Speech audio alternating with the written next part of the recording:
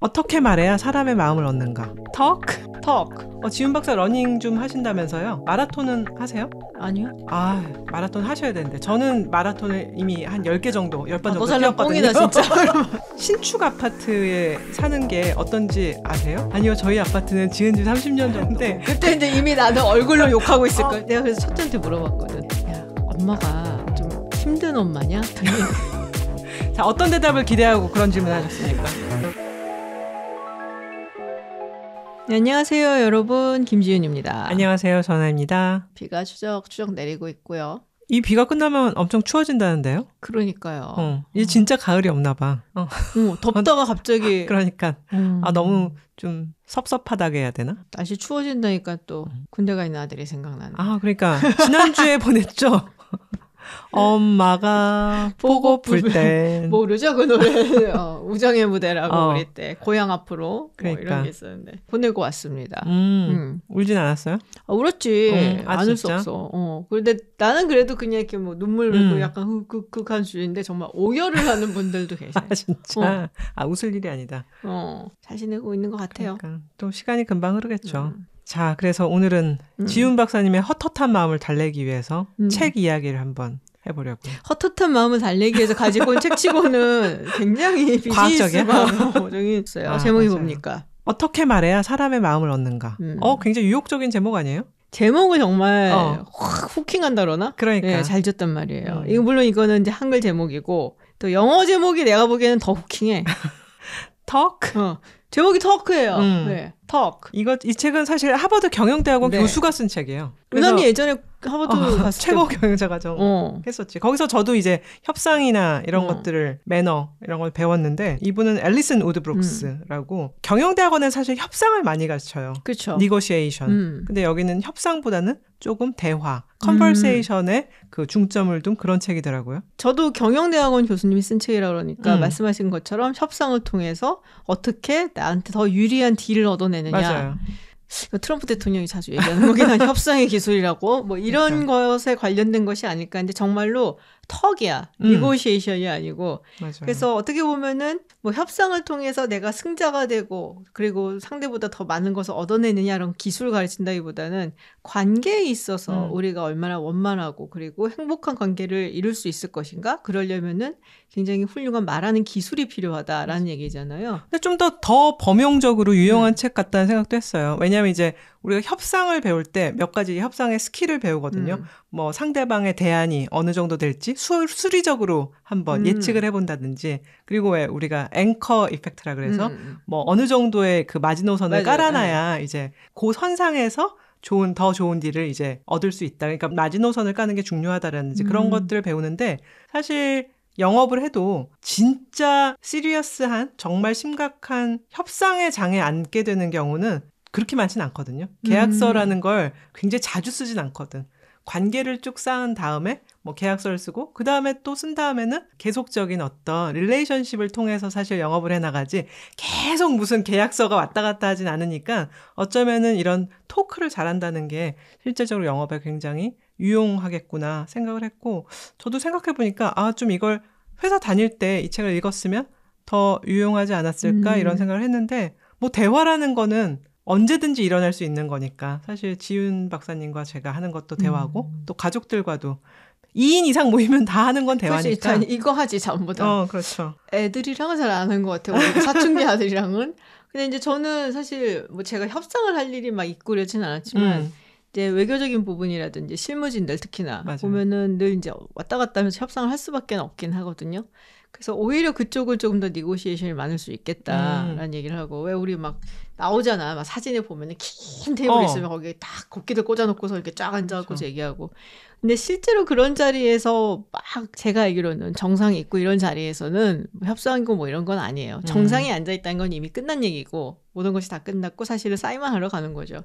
근데 실무진 사이에서는 뭐 이런저런 이야기를 하고 할 때 그렇잖아요. 그러니까 말을 잘해서 뭘 얻어낸다기보다 서로가 원하는 부분들이 분명히 있단 말이에요. 그렇죠. 그래서 그 원하는 부분들을 각자 얼만큼 양보를 하고 아니면 얼만큼 더 주고 그러면서 가장 원하는 것을 이렇게 아구를 맞춰간다고 해야 되나? 사실 그런 거기 때문에 말을 통해서 우리가 봉해김선단도 아닌데 뭐를 얻어낸다라는 게 되게 뜬구름 잡는 얘기가 아닐까라는 생각을 늘 해왔어요. 그런 측면에서 봤을 때 말을 잘해서 협상을 갖고 나한테 유리하게 끌어올 수 있어 이런 얘기보단 오히려 이 관계라는 측면에서 바라봤다라는 게 좀 신선하다. 네, 그렇게 읽었어요.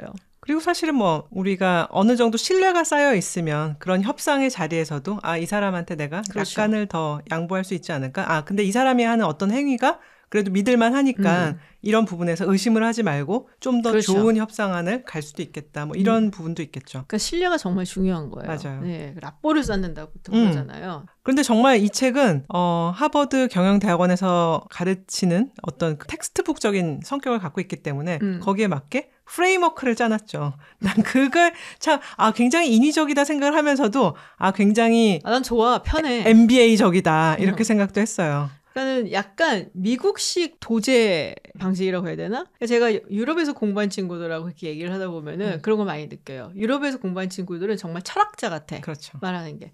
쫙 썰을 풀다가 마지막에 결론을 말해준다든지 막 이런 거 있잖아요. 막 얘기 그 결론도 잘 못 알아듣겠어. 토마 피케티 아주 대표적인 케이스야. 왜 그런지 아느냐? 얘기해줄게. 안 해줘. 왜 그런지 아느냐? 이번만 넘어가면 얘기해줄게. 또 안 해줘. 막 약간 이런 식인데 그래서 얘기는 되게 흥미로운데 뭔가 정리가 안 되는 느낌이 그렇지. 든다. 그런 생각이 들 때가 있는데 미국식 교육은 사실 그거가 많잖아요. 그러니까는 실판에 이렇게 약간 드라이하게 딱 표처럼 정리를 해놓고 그 대신에 이 스토리텔링이 되게 재밌다고 느끼지는 않거든. 다만 머릿속에 그 파티션을 딱 만들어 놓고 맞아요. 거기다 딱딱딱 집어넣는 식이다 했는데 딱 그런 식이야. 이 책도 이제 대화의 사사분면을 그리죠. 그러니까. 그 사사분면이 바로 토크, T-A-L-K인데 그렇죠. T는 토픽. 주제를 어떻게 설정하실 것인가? 그 다음에 A는 asking.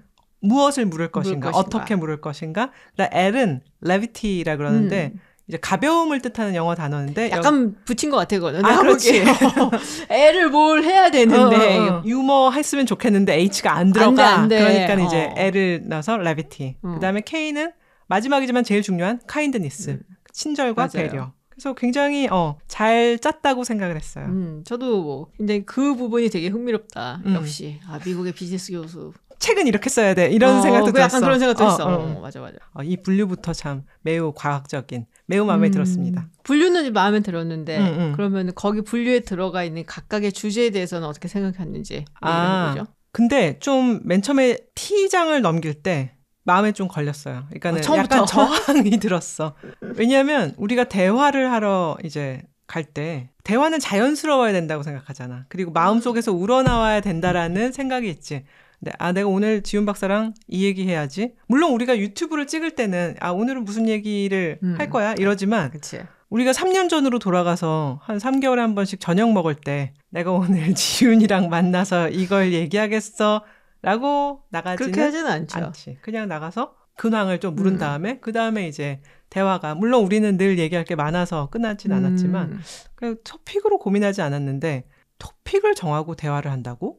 라는 거에 대해서 사실은 그 클래스의 학생들조차도 그거 좀 이상한 거 아니에요? 하면서 교수님한테 이건 뭐 옳지 않은 방식이라고 저항했지만 결과적으로는 토픽을 정하고 얘기를 풀어나간 게 굉장히 도움이 됐다. 이렇게 얘기를 했는데 그래 친구들이랑 만났을 때 어떨 때는 그냥 늘 했던 얘기 또 하고 지난번에 만났을 때 했던 얘기인데 했던 얘기를 또 해. 들은 얘기인데. 그거 뭐 요즘은 피부과 얘기했다가 뭐 약 뭐 먹냐 뭐 이런 뭐 무릎 안 아프냐. 피부과 얘기 좀 들으면 나한테 좀 풀어라. 혼자만 알고 있지 말고. 어떨 때는 그냥 진짜 옛날 얘기. 야 걔네들이 그래서 그 대학교 때 사귀었냐 안 사귀었냐. 지금 몇십 년이 지났는데 그 얘기를 한다고? 근데 석 달 전에 그 얘기 했어. 그런데 진짜? 석 달 후에 만나서 그 사귀었다고? 이러면서 또 얘기한다든지. 연예인 얘기해야 되고. 그럼 연예인 얘기하고. 그래서 그렇게 얘기하고 돌아올 때 물론 뭐 친한 친구들이니까 좋지만 좀 허무한 감도 들거든요. 늘 이런 얘기로. 그렇게 생각했을 때 오늘은 얘네들이랑 이런 얘기를 좀 해야겠다. 그리고 잠시 생각을 하는 거야. 지난번에 우리가 무슨 얘기를 했었지? 지난번에 이런 얘기를 했었으니까 이번에 가서는 그 진행사항을 한번 물어보고 그 다음에 가족들은 어떤지 그런 것도 물어보고 플러스 내가 지금 뭐 유튜브를 이걸 했는데 이게 재밌다든지 정보를 전달해 줄 것도 해보고 이러면은 대화가 좀 더 풍성해지지 않을까? 그러니까 사적인 만남에서 우리가 주제를 정하고 가지는 않죠, 보통은. 그렇지. 그냥 만나러 간다 하고 가는 거지. 그러니까 주제를 정하는 경우는 비즈니스 미팅이라든지 컨퍼런스라든지 뭐 이런 거야 주제가 당연히 정해져 있지만 오늘 친구를 만나는데 뭐 몇십 년 만에 동창을 만나는데 뭐 밥 먹으라고. 근데 그럼 오늘은 가기 전에 뭘 얘기할 걸 준비를 해야지. 이런 생각은 대충 안 하잖아요. 그래서 그게 또 굉장히 자기적으로 보이니까 맞아. 저는 약간 다르게 바라볼 수 있을 것 같더라고요. 그러니까는 우리가 어떤 얘기를 해야지라고 생각을 하고 가는 것보다 이런 얘기는 하지 말아야지 라는 생각을 오히려 갖게 할 수 있지 않을까? 그러네. 네, 그러니까는 우리 얼마 전에 있었지만 명절이 있었잖아요. 그럼 친척들을 만나지. 명절 연휴 되면은 우리 친척들하고 만나는 것이 마냥 즐겁지만은 않단 말이에요. 나이를 먹을수록 더 그렇잖아. 맞아. 어릴 때야 뭐 그냥 하고 노는데 나이 좀 먹으면 요새 공부는 잘하니부터 시작을 해서 사귀는 사람은 있니? 뭐 결혼은 언제 하니? 결혼했으면 애는 언제 가지니? 뭐 이것저것. 둘째는 언제 낳니까지. 그런 일련의 질문들이 사실 정말로 그 사람들이 나한테 아기를 갖는다든지 아니면은 뭐 놀리고 싶어서라든지 이렇다기보다 할 말이 없어서 하는 경우가 더 많거든요. 무슨 얘기를 해야 될지 모르니까 맞아. 굉장히 보편적으로 나오는 질문이란 말이에요. 대학생 조커를 딱 봤는데 해야 될 말이 생각이 안 나잖아. 요새 만난 사람 없어? 그러니까 그게 제일 나오기 쉬운 질문이기 때문에 그래서 그런 의미에서 괜히 껄끄러워지고 서로 간의 감정을 상하지 않기 위해서 피해야 될 토픽 같은 걸 조금 미리 선정을 해놓고 그리고 나서 이런 얘기를 해보면은 괜찮을 것 같아. 뭐 예를 들어서 요새 그렇게 캐대언이라는 게 인기가 많다는데 뭐니 얘야? 뭐 이런 걸 물어본다든지 요새 말차는 무슨 맛으로 먹는 거니? 뭐 이런 거. 요즘 그렇게 말차가 인기라는데 너도 점심 때 말차를 먹니? 뭐 이런 거? 근데 조카가 안 먹는데요? 할 말이 없긴 한데 그럼 뭐 먹는데 요새 뭐가 유행이니? 뭐 이모도 좀 알아보자 이러고 주머니에서 5개 토픽을 적고 안 먹어? 그래 잠깐만 그러면서 그다음 거 그렇게 하다 보면은 뭐 나중에 나올 때 얼굴이 붉어지는 이제 지뢰를 피할 수 있지 않을까? 뭐 그런 생각을 조금 해보기는 그건 했어요. 좋겠네요. 근데 사실 회사 생활 하다 보면은 이제 저는 영업이나 마케팅에 있으면서 거래선들을 만나잖아요. 그때 이제 토픽을 정하고 가는 경우는 많았어요. 특히 이제 굉장히 자주 만나는 거래선, 큰 거래선은 이제 제가 그 거래선 담당을 오래 하는데 군소 거래선을 담당할 때도 있거든요. 그러니까 내가 거래하는 거래선이 10개 정도 돼. 그럼 그 사람을 1년에 한 번 정도 만난단 말이야. 그럼 1년에 한 번 만나면 이게 대단히 라포가 쌓이진 않거든. 그치. 그럼 어떤 얘기를 해야 될까? 그럼 이제 그 사람에 대해서 당연히 어떤 나라, 출신 배경, 그다음에 이 사람의 가족 관계, 뭐 이 사람의 또 학교라든지 그런 것도 하고 이 사람 비즈니스의 관심 분야, 주요 분야, 우리랑 거래하는 것도 있지만 우리랑 거래하지 않는 품목은 어떤 것이 있는지 뭐 이런 것들을 해서 제가 기억났던 거는 제가 이제 CIS 담당이었거든요. 우크라이나 거래선을 만나요. 만나면 우크라이나는 그래도 좀 생소한 나라잖아. 어떤 얘기를 할까라고 했을 때 저는 오데사 얘기를 가끔 했어요. 그 지정적으로 굉장히 중요한 곳인데. 그렇죠. 요즘은 사실은 굉장히 껄끄러운 얘기일 수도 있어요. 그치. 왜냐하면 그치. 러시아 거길 격전지이기도 하고. 그런데 오데사에 관련된 영화가 있어요. 굉장히 유명한 전함 포템킨이라고. 에이젠슈타인. 그러면서 거기 오데사의 계단이라는 그 영화사의 불멸의 장면이 있거든요. 맞아. 그러면 나 오데사의 계단이라는 거 굉장히 인상 깊게 봤는데 그 장면을 오데사에 대해서 뭐 알고 있냐? 그런 근처에 사니? 뭐 그러면 오데사가 굉장히 아름다운 항구 도시다. 뭐 또 다음에 우크라이나 출장 오면 뭐 놀러 와라. 뭐 이런 식으로 이제 대화를 하다 보면 그래도 한국에 있는 사람이 오데사에 대해서 얘기를 하는 거 보니 우리나라에 대해서 관심이 좀 있구나. 이런 식으로 해서 조금 더 친근감이 생기는. 그래서 그런 식으로 조금 그 나라의 문화적인 측면에 대해서 얘기를 풀어나가면은 그래도 효과가 좋았던 것 같아요. 저 같은 경우는 사실 예전에 조직에 있을 때는 컨퍼런스 같은 걸 많이 하잖아요. 그리고 만나는 사람들이 이게 아무래도 한국의 어떤 지정학적인 위치 때문에 미국, 일본, 중국 이쪽이 많아요. 가끔가다 유럽도 물론 있긴 하지만 뭐 그래봤자 영국 뭐 이런 쪽이 많고 그래서 미국을 이제 가장 많이 만났었는데 그때 정말 많이 활용을 했었던 게 야구였어요. 스포츠, 야구하고 풋볼, 그러니까 미식축구라고 얘기를 하겠죠, 걔네들은. 특히 이제 야구 같은 경우는 이제 만나는 사람들의 연령대가 아무래도 나보다 많거나 나랑 비슷하거나 하기 때문에 그 세대는 아직 야구를 굉장히 좋아하는 세대거든요.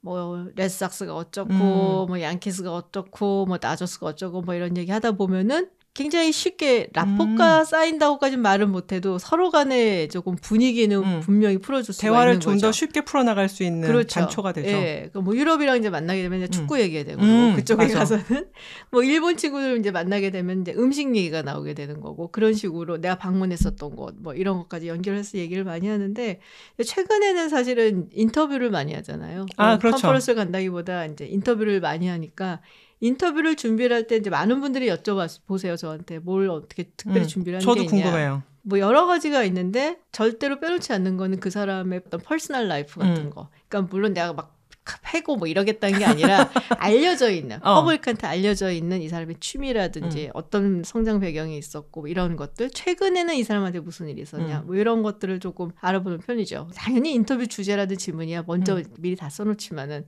그래서 하나 더 좀 뭐랄까 알아놓는다고 해야 되나? 그러면은 은하님도 느끼셨겠지만 이 사람이 그냥 뭐 비즈니스적으로 아니면 공적인 일로 나를 만난다기보다 나에 대해서 그래도 조금 공부를 해왔구나. 우리가 영어적인 표현으로는 홈워크를 해왔구나라는 생각을 하게 되면 마음이 좀 열리죠. 마음이 열리죠. 네, 그게 확실히 있는 것 같기는 해요. 근데 요새는 나한테 묻는 경우가 많아. 코리안 컬처에 대해서 K-푸드. 그렇지.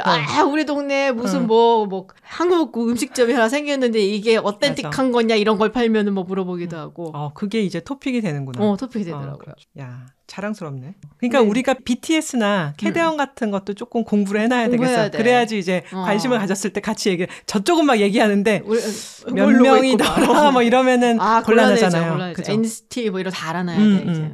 그래서 이제 토픽을 정하는 것도 사실은 상대방에 대한 배려가 굉장히 필요한 부분이고요. 그쵸. 사실 그 다음 부분, asking, 질문이라는 게 사실 상대방에 대한 배려가 더 필요로 하는 그런 부분인 것 같아요. 그래서 지윤님은 인터뷰 얘기를 했는데 그럼 인터뷰할 때 상대방의 어떤 마음을 풀어내는 친밀감을 좀 돋우는 그런 질문은 어떤 게 있을까요? 기본적으로 저는 나랑 인터뷰를 했을 때 본인이 되게 매력적으로 보일 수 있겠구나라는 생각이 들게 해야 된다고 생각을 해요. 그건 정말 배려네. 그래서 악인을 인터뷰를 할 수는 없겠구나라는 생각이 좀 들기는 하는데 그렇잖아. 그런 사람을 매력적으로 보이게 하면 안 되니까. 그렇지.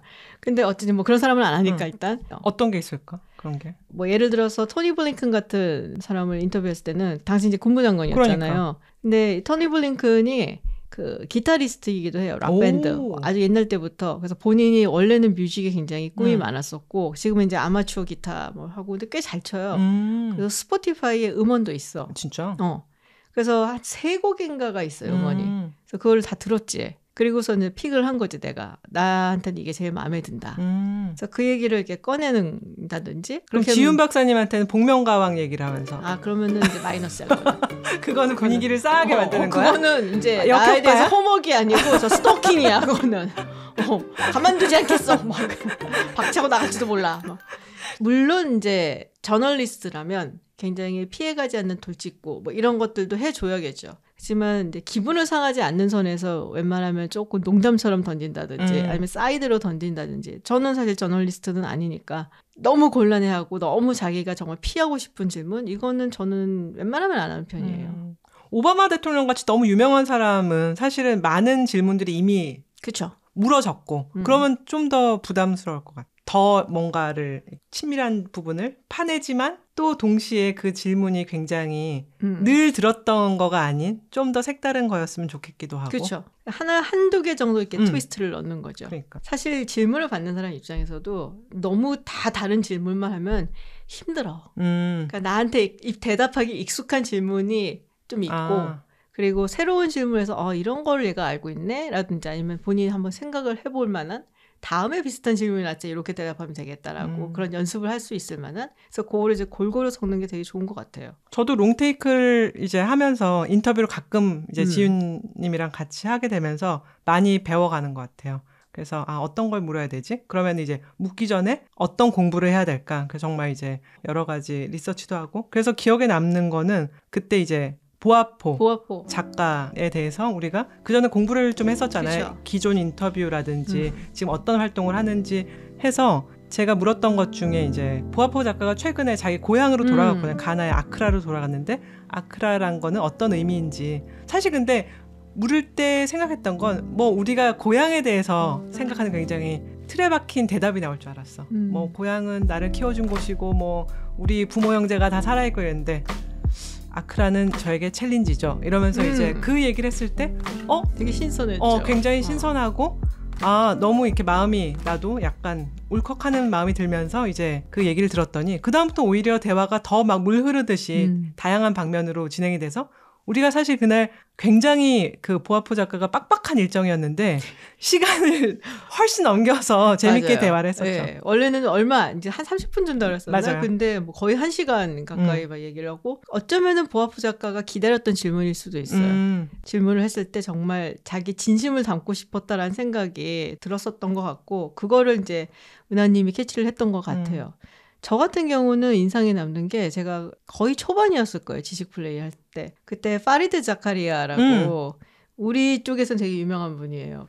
뭐 국제관계라든지 그렇죠. CNN에서 항상 이걸 커멘테이를 자기 프로그램 갖고 하는 분이고 그리고 리커뉴 총리 그리고 김대중 대통령하고도 이제 인터뷰를 했었고 그냥 세계 각국 대통령하고 다 인터뷰를 하는 분인데 이분을 인터뷰를 하게 됐어요. 근데 숙제를 한다 그러잖아. 최근에 무슨 일이 있었나 막 이런 거 하는데 인터뷰하기 얼마 전에 어머니가 돌아가셨어요. 코로나로. 그래서 그 질문을 넣은 거야.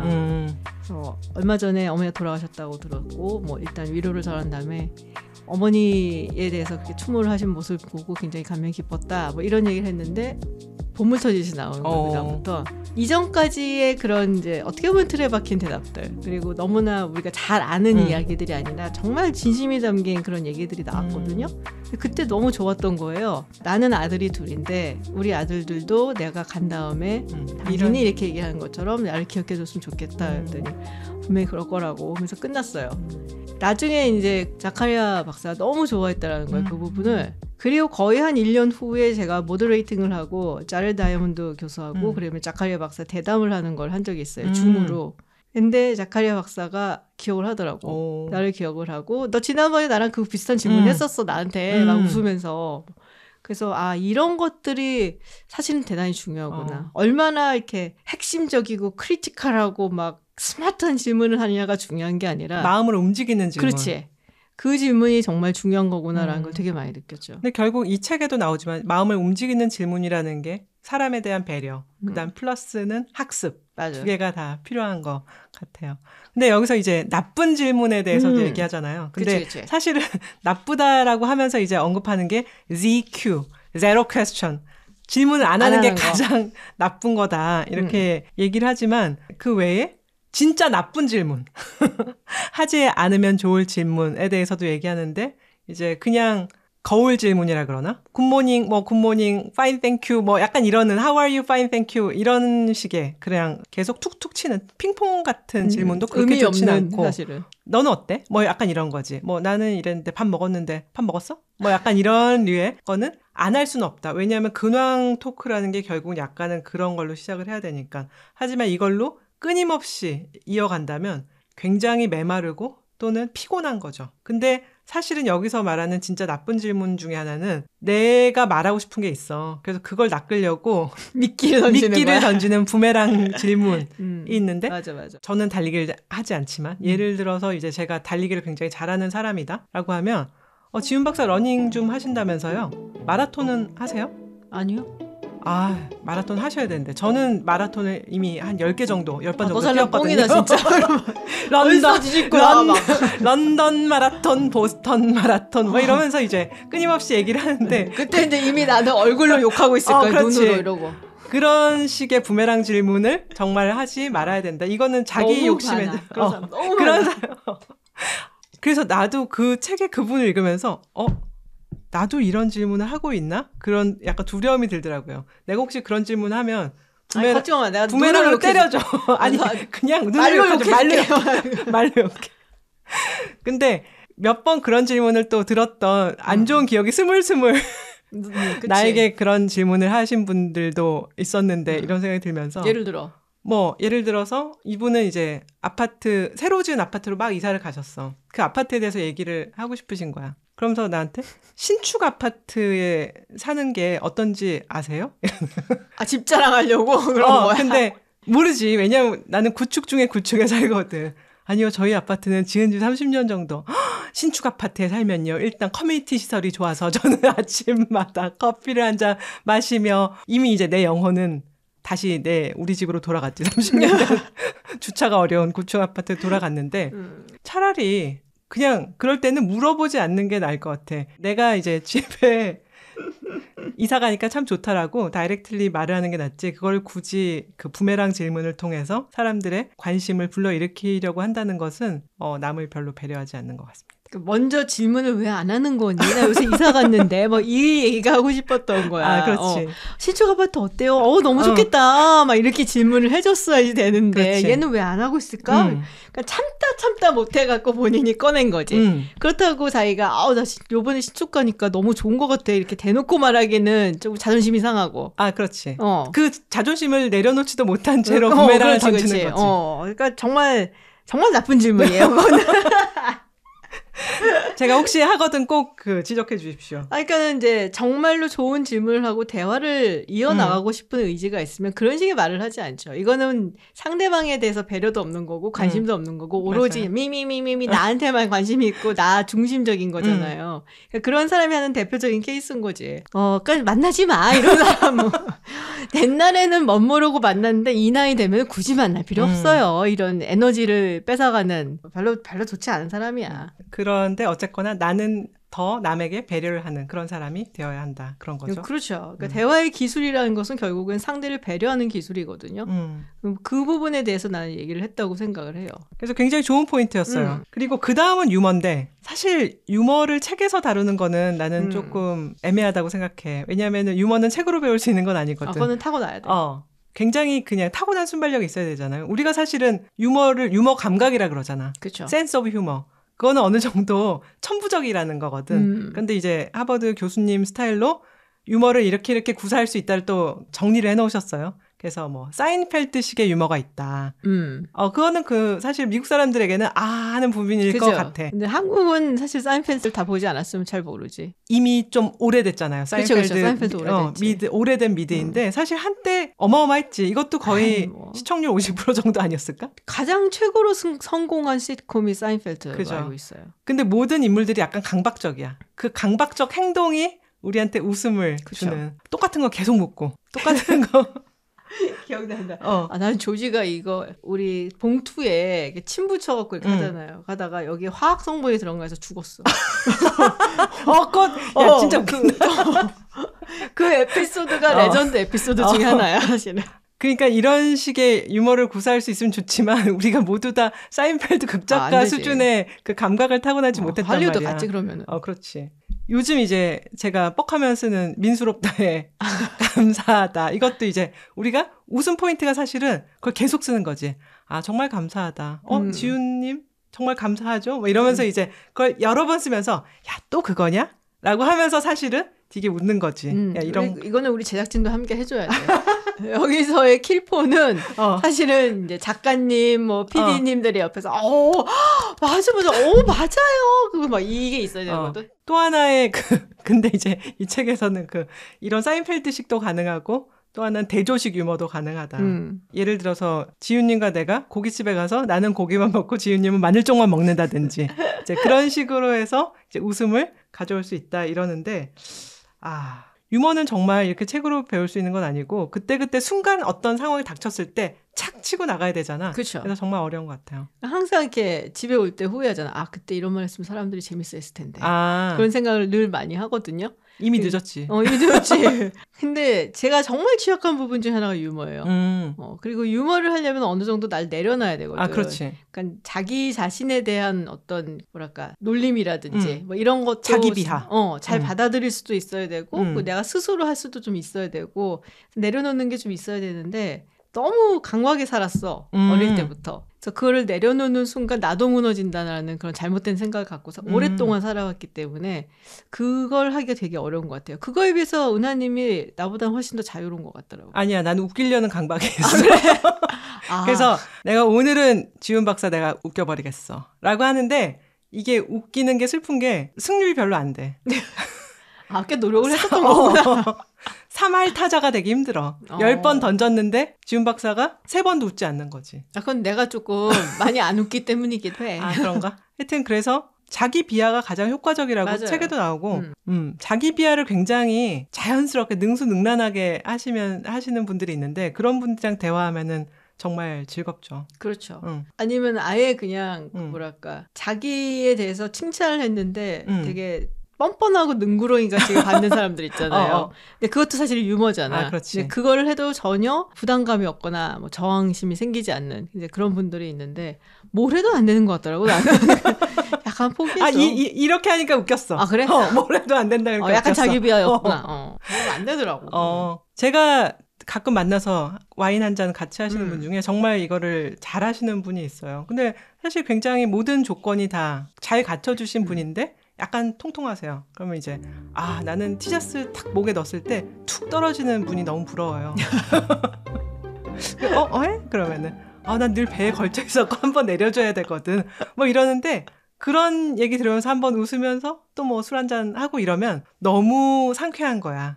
너무 즐겁고 그래서 또 뵙고 싶다 이런 생각이 드는데 그런 유머의 능력 이런 거 정말 중요한 것 같아요. 그 자기 비하를 잘할 수 있다는 거는 사실은 자신감이 있다는 얘기거든요. 그런가? 내가 나를 비하하는 농담을 하다도 그걸로 인해서 내가 전혀 상처받지 않고 그걸 사람들이 웃겨하고 뭐 재밌어하고 뭐 비슷한 생각을 하더라도 그게 나의 인생이나 뭐 이런 삶에는 전혀 영향을 미치지 않는다라는 어떤 자신감, 자존감 이런 게 높은 사람들이 사실은 잘할 수 있다고 보여지거든요. 내가 아무 데서나 줄 선다 그러면 지은 박사가 싫어하는데 싫어하지 않아. 난 되게 재밌어. 그래도 꿋꿋이 서니까 그렇게 얘기를 하지. 그러니까 또 섰어. 훨씬 이번에 뭐 썼냐? 이번에 그 연휴 때 어머니랑 일본을 갔었거든요.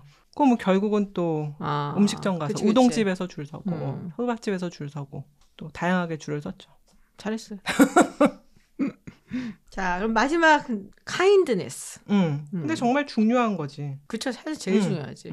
사실 배려라는 거 이게 많은 관계들이 일회적이지 않잖아. 일회적인 거는 그 데이팅 앱으로 만나고 헤어지는 정도는 뭐 일회적이지만 물론 그럴 때조차도 배려가 필요하지만 사실 배려라는 게 그 상대방의 지속적으로 관심이 있어야죠. 지훈 박사가 요즘 아들을 이제 군대 보냈으니까 마음이 헛헛하지 않은지 또는 뭐 아니면은 아들 보내느라고 다른 일정들이 많이 밀려 있었으니까 더 바빠지지 않았는지 이런 것들을 사실은 계속 알면서 대화를 해야 사실 대화가 더 좋은 대화가 되는 거 아닐까 싶어요. 배려를 잘한다라는 좀 마음도 있거든요. 나 정도면은 또 배려 잘하는 거 아니야? 이러면서 배려킨? 뭐 이러는데 이게 배려가 어려운 게 큰 건을 해결해 주는 건 아닌 것 같아. 이제 배려라는 게 물론 지훈 박사 오늘 컨디션 안 좋아 보이는데 그 짐은 내가 들고 내려갈게 라는 건 굉장히 일회성이잖아. 근데 그거 말고 계속해서 사실은 조금 눈치 본다고 할 정도로 이제 봐야 되는 게 이제 어머니를 모시고 여행을 갔잖아요. 그럼 당연히 이제 짐 같은 거는 제가 들어서 뭐 번쩍번쩍 들어서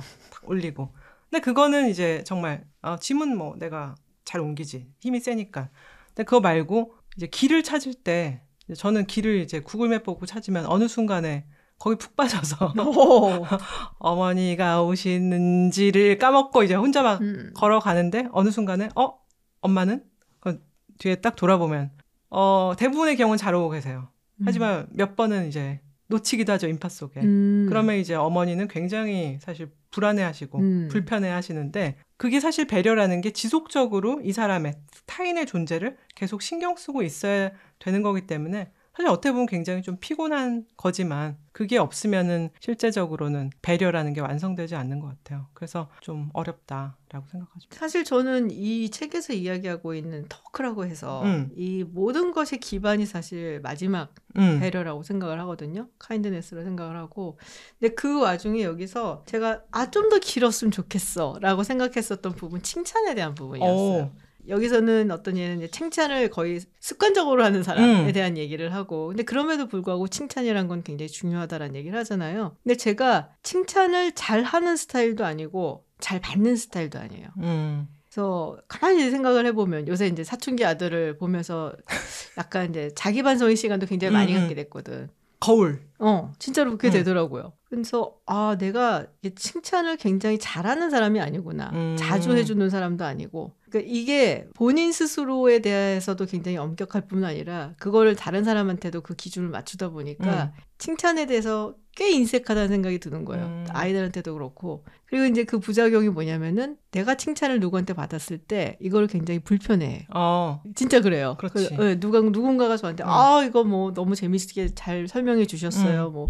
뭐 이거 너무 좋은 얘기였어요. 그걸 받아들이기가 너무 힘든 거야. 뭐라고 반응해야 되지? 어떻게 얘기를 해야 되지? 여기서 막 너무 좋아하면은 이런 뻔뻔한 인간이 이런 얘기를 들을 것 같고 그러니까 약간 어컬드한 표정이 자꾸 나올 때가 있어요. 그래서 가만히 생각해 봤더니 내가 칭찬을 많이 못 받아서 그런 것 같아. 진짜? 그러니까 항상 칭찬을 지훈 받는 박사의 거는 인생은 칭찬으로 뒤덮여 있을 것 같은데. 그렇지 않아요. 그러니까는 퍼포먼스에 대한 칭찬을 많이 받았지. 그러니까 퍼포먼스를 계속 내려고 노력을 하는 거고. 근데 나 자신에 대한 어떤 그 김지윤이라는 인간에 대한 칭찬을 많이 받았던 거 어릴 때. 근데 그게 별로 없었던 것 같아요. 존재 자체?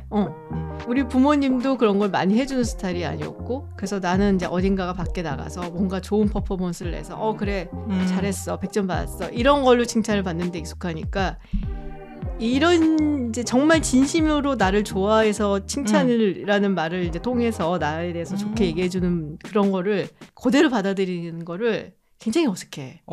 갑자기 그러니까 우리 돌아가신 아버지가 생각난다. 진짜? 돌아가신 아버지가 제가 이제 막내딸이니까 좀 되게 귀여워하셨거든요. 근데 외국에서 손님이 왔어 우리 집에. 근데 밑도 끝도 없이 이제 영어로 이제 나에 대해 소개를 하면서 이제 우리 셋째 딸인데 정말 정말 밑도 끝도 없이 얘는 굉장히 특별한 애다. 스페셜한 애라고. 그런데 그게 너무 좋았어. 그래서 그때부터 내가 특별하다고 그러면서 거울 보면서 특별한가? I'm special.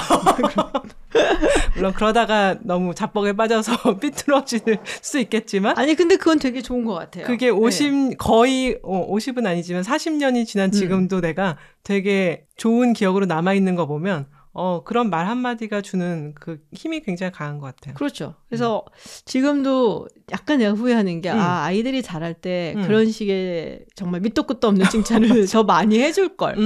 근데 저도 익숙치가 않으니까 많이 못했고 누군가가 나한테 그런 말을 했을 때 그거를 그대로 받아들이고 좋아하질 못해 마음껏.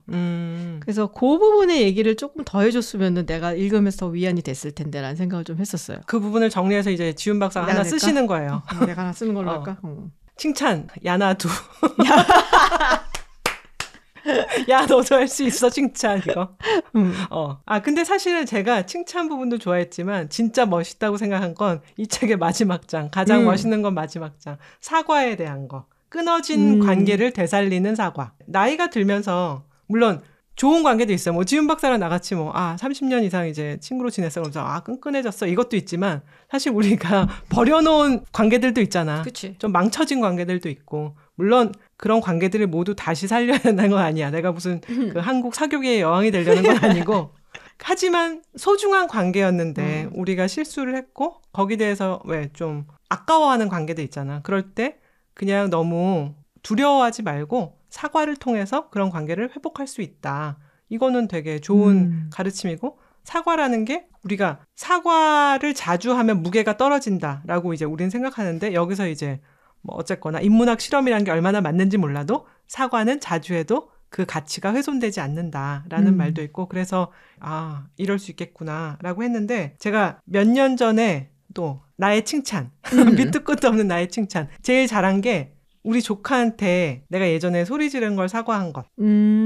내가 이제 우리 조카가 약간의 그 학교 생활의 적응 문제로 방황할 때 왜 그런 거 있잖아. 도와준답시고 야 이렇게 하고 그러다가 그 청소년들이랑 말이 그렇게 안 통하지. 안 통하니까 그러면 이제 좀 더 부드럽게 했어야 되는데 야 이래갖고 이제 소리를 지른 적이 있는데 그 사실은 그 몇 년 후에 조카가 다시 정도로 돌아왔어요. 자기 궤도로 돌아와서 잘 됐는데 한때는 자위를 했지. 그래 내가 그렇게 화도 내고 얘를 위해서 그렇게 노력을 한 거야 라고 생각했는데 자꾸 시간이 지날수록 아닌 것 같은 거야.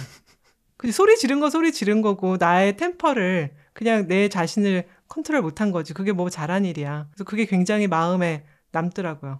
그래서 몇 년 전에 이모가 그때 너무 흥분해서 소리 질러서 정말 미안하다. 너무 정말 잘못했어 그랬더니 조카가 가만히 좀 보다가 알았어 이러더라고. 근데 그러고 보니까 너무 후련해졌어요.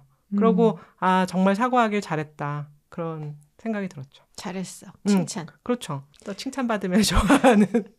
근데 그럴 거야. 이제 조카가 알았어 그랬잖아요. 근데 아마 어쩌면은 기대 대답은 그랬나? 뭐 이런 거라든지. 아예 이모가 다 나 위해서 그런 거였지라는 대답을 기대했지만 그런 건 없었어. 근데 알았어라고 했던 거는 그게 그 아이한테도 꽤 상처로 남았다는 얘기겠지. 맞아. 그때 걔가 이모는 다 자기 조카들 이제 그 내 조카들 몇 명 있는데 부하 직원인 줄 안다. 근데 사실은 부하 직원들한테는 소리 못 지르지. 왜냐면 그치. 남이잖아. 그리고 직장 내 직장 내 그런 거 안 됩니다. 그런데 그리고 직장이란 거는 이제 추구해야 되는 목적이 있잖아. 돈을 벌고 뭐 프로젝트를 성공시키고 거기에 대해서 훈련된 사람들이 모여있단 말이야. 하지만 가족은 그렇지 않지. 그치. 각자의 생각이 좀 다르고 그러다 보니까 더 엇나가기 쉬운 게 사실은 가족 간의 맞아요. 커뮤니케이션이고 가족 간의 관계인데 이제 그러면서 조카랑 오해가 생겼는데 거기에 대해서 그래도 알았다고 해서 받아준 게 너무 고마웠어요. 내가 그래서 첫째한테 물어봤거든. 넌지시 야 엄마가 좀 힘든 엄마냐? 그랬더니 자 어떤 대답을 기대하고 그런 질문을 하셨습니까? 난 진짜 너무 궁금했어. 진짜? 진짜 궁금했어. 어느 날 갑자기 궁금해지더라고. 근데 우리 첫째가 피식 웃더니 힘든 게 좀 있지? 그러더라고. 걔가 그렇게 말하면 진짜 힘든 거야. 이건 내가 좀 잘못한 것 같다. 애한테 너무 다그쳤던 것 같다. 생각이 들 때는 항상 사과는 했어요. 엄마 미안하다. 그때는 엄마 너무 흥분해서 너한테 너무 심하게 다그쳤던 것 같아. 사과할게. 그렇게 얘기를 했는데 그 이유 중에 하나는 가끔 그런 걸 느끼는 분들이 있으실 거예요. 내가 자랄 때 봤었던 우리 엄마의 모습 혹은 우리 아빠의 모습을 나한테서 본다. 그러니까 내가 아이들을 키우면서. 그렇지. 근데 좋은 것만 있으면 좋은데 그 당시에 서운했던 모습도 보는 거야. 근데 지금 생각을 해보면은 뭐 제가 우리 어머니 너무 사랑하긴 하지만 이제 자존심도 강한 스타일이고 그리고 또 그 당시 어른들은 자식한테 사과라는 걸 안 했어요. 뭐 그렇잖아. 사과는 무슨 내가 어쩌라고 막 이렇게 나오는 거지. 내가 너한테 이거 해주느라고 말이야 막. 그렇지. 그러니까는 뭔가 이제 우리 엄마가 오해를 했거나 아니면 실수를 했거나 그래서 내가 좀 억울해갖고 뭐 어머 이러면은. 나중에라도 그때 엄마가 잘못 생각했던 것 같아. 그때 이렇게 서운하게 해서 미안하다. 뭐 이렇게 한마디만 하면 풀어줄 것 같은데 그래서 얘기를 안 하니까 아까 미러 방식으로 이제 먼저 꺼내는 거지. 엄마 근데 이렇게 했는데 그때 왜 그랬던 건지 막 이렇게 했다면 내가 언제 그랬어? 라고 한다든지 아니면 그게 다 뭐 이렇게 해서 그런 거지. 다 너 잘 되라고 그때 한 거지. 그치. 아니면은 뭐 네가 이렇게 했으니까 그렇게 했겠지. 뭐 이렇게 얘기가 나와요. 근데 내가 지금 커서 생각해보면 우리 엄마도 알아. 본인이 그때 실수했다는 거. 근데 그걸 그때 미안하다. 그 말이 안 나왔었던 거야. 근데 어릴 땐 그게 그렇게 맺혔었다? 그래, 조금씩 남아있죠. 남아있죠. 그때 왜 우리 엄마는 나한테 그냥 그때 엄마가 착각했다. 야 미안하다. 야. 정말 아무것도 아닌 말이거든요. 그러면 싹 풀어졌을 텐데 그거를 못 들었던 게 되게 억울했다라는 감정이 꽤 오래 갔었던 것 같아요. 그래서 그런 경험이 있었기 때문에 애한테는 그렇게 하지 말자. 그래서 사과는 끝내주게 잘해. 근데 또 까먹고 또 하지. 그게 문제긴 한데 하여튼 자주 해도 된다고 하고 사과에서 나쁜 거는 진실성이 없는 사과라든지 나를 위한 사과. 나 편하려고 하는 내만 편하려고 하는 사과. 그런 사과가 아니면은 다 좋은 사과라고 하니까 자주 하고 이제 살겠습니다. 그래서 뭐 이 책이 모든 답을 안고 있진 않겠지만 그런 이제 부분을 통해서 이제 우리나 아니면 이제 사회 전반의 현상 같은 거를 다시 생각해 보는 게 참 좋은 것 같아요. 이 책을 쭉 읽고 난 다음에 제가 들었던 거는 역시 뭐 처음에 말씀하신 대로 뭐 경영 스트래티지 뭐 이런 걸 위한 책이라기보다는 이제 관계에 포커스를 좀 더 뒀다. 맞아. 인간의 관계. 특히 그 중에서도 가족 간의 관계, 제일 가까운 사람과의 관계 이런 거를 어떻게 하면은 잘 원만하게 풀어나갈 수 있을 것인가. 여기에 이제 포커스를 맞춘 책이라는 생각이 좀 더 들기는 하더라고요. 명절 연휴 전에 읽었으면 사람들이 좀 덜 싸우지 않았을까.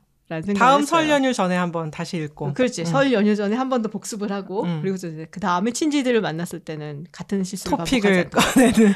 잠깐만. 이건 긋고 안 된다. 이거는 그러고. 그렇죠. 네, 오늘 이렇게 어떻게 말해야 사람의 마음을 얻는가. 사실 많은 분들이 이 부분에 대해서 궁금해하신 분들이 많을 텐데 한 번씩 읽어보시고 아이디어를 얻는 것도 좋을 것 같습니다. 자, 그러면 가을이 깊어가는데요. 모두들 환절기 건강 조심하시고요. 저희는 다음 주에 또 흥미로운 얘기로 찾아오겠습니다. 롱테이크 김지윤 전원이었습니다. 고맙습니다. 감사합니다.